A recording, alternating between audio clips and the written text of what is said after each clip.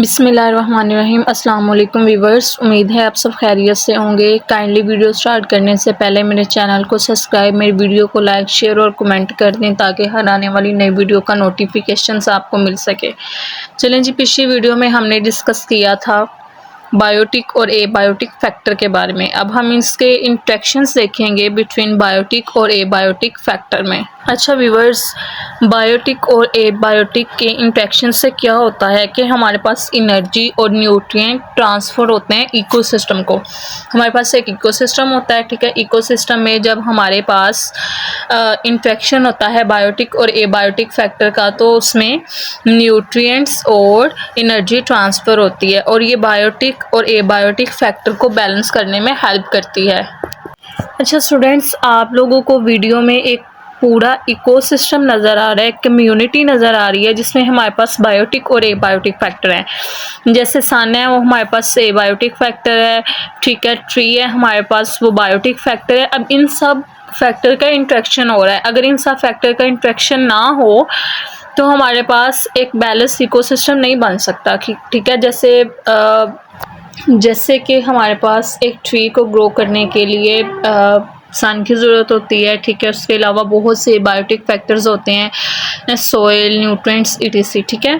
जैसे for example मैं आपको एक और एग्जांपल देती हूँ। प्लांट और एनिमल जब डेड होते हैं, ठीक है, उनका जो वेस्ट है वो मतलब ज़मीन पे रह जाता है। जब इंसेक्ट वगैरह डेड होते हैं, मतलब गलते सड़ते हैं, तो उनसे जो न्यूट्रिएंट्स खारिज होते हैं वो भी सॉइल को मिल जाते हैं। इसके अलावा हमारे पास जो लाइक हम लोग अगर कोई चीज़ खाते हैं, हमने फ्रूट खाया, उसके जो सीड्स होते हैं वो ज़मीन में हम फेंक देते हैं, ठीक है। उससे भी हमारे पास जो मिनरल्स वगैरह होते हैं वो सॉइल को मिल जाते हैं, ठीक है। फिर इस वजह से एक साइकिल चलता है ज़िंदा होने से मरने तक, ठीक है। पहले वो न्यूट्रिएंट्स लेते हैं, जब वो मरते हैं तो ज़मीन को न्यूट्रिएंट्स दे देते हैं और इस तरह ये जो न्यूट्रिएंट्स हैं हम लोग वो चीज़ों को ग्रो करने के लिए इस्तेमाल करते हैं, ठीक है। जब दरख्त ग्रो करते हैं, पौधे ग्रो करते हैं, तो उससे एनिमल्स भी ग्रो करते हैं, ह्यूमन भी ग्रो करते हैं और ये हमारे पास एक कंप्लीट लाइफ साइकिल है, ठीक है। अच्छा, अब हम देखते हैं कि इम्बैलेंस एंड कंपटीशन, ठीक है। अब हम अपने इकोसिस्टम को कैसे बैलेंस रख सकते हैं। अगर हम उसको बैलेंस नहीं रख सकते तो उसका हमारे पास क्या नुकसान है, ठीक है। जब हमारे पास एक इकोसिस्टम बैलेंस होगा, जब बायोटिक एबायोटिक का इंट्रैक्शंस होगा, तो हमारे पास जो एक इकोसिस्टम है वो बैलेंस होगा, ठीक है।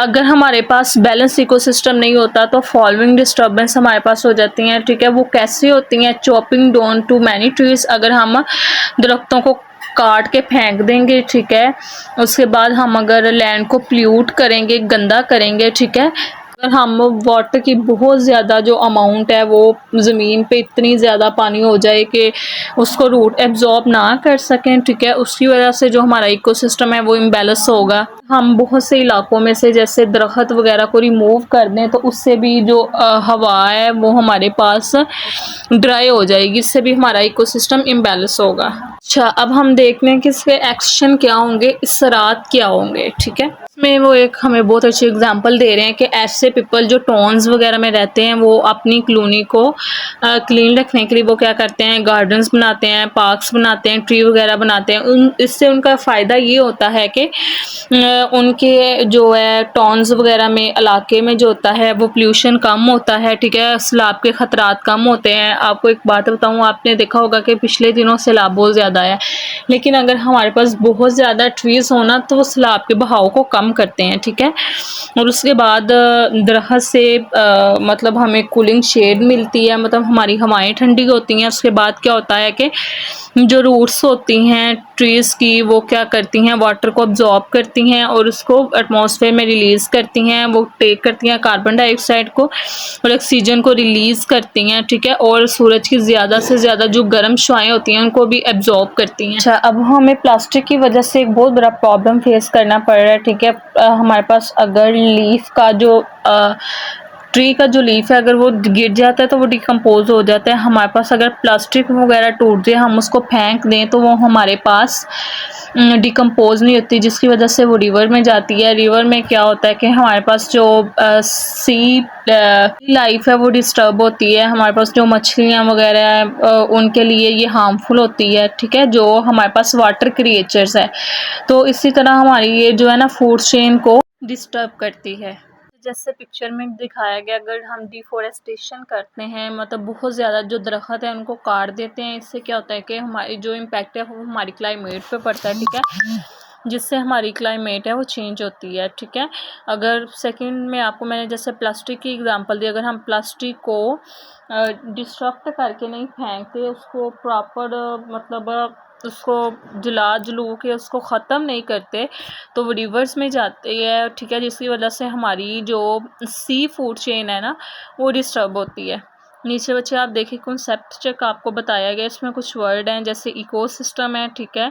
इन सब को आपने पहले तो इनको आपने एक उसमें करना है सीक्वेंस में, फिर आपने इसको देखना है कि यहाँ पे क्या चीज़ें आ रही हैं। मैंने आपको पूरी डिटेल बता दी है, ये आपके कॉन्सेप्ट है, आपने इसको खुद करना है, ठीक है। उम्मीद है आपको समझ आई होगी। मिलते हैं नेक्स्ट वीडियो में। जज़ाकिल्लाह, टेक केयर, अल्लाह हाफिज़।